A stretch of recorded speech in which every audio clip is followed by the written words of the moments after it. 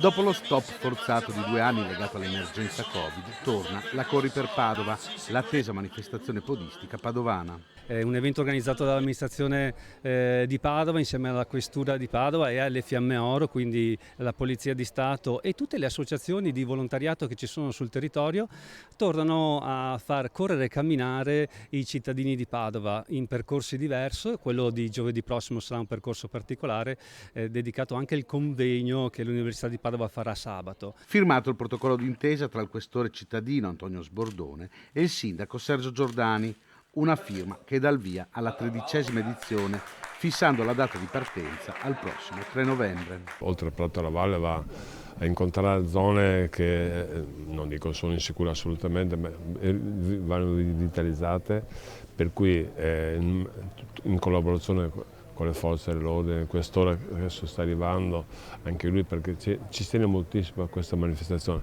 Poi è bello, devo dire, vedere tutta questa fiumana di persone che corre assieme alla Polizia di Stato, che corre per Padova, sia a Prato alla Valle che in quartiere, dà un senso di comunità molto importante. Le Fiamme Oro intanto preparano l'appuntamento di venerdì con i campioni dell'atletica Marcel Jacobs, Massimo Stano e Yeman Crippa. Un momento nuovo, un evento nuovo che abbiamo voluto per far vivere e toccare con mano i ragazzi appassionati di atletica e interagire con i nostri campioni.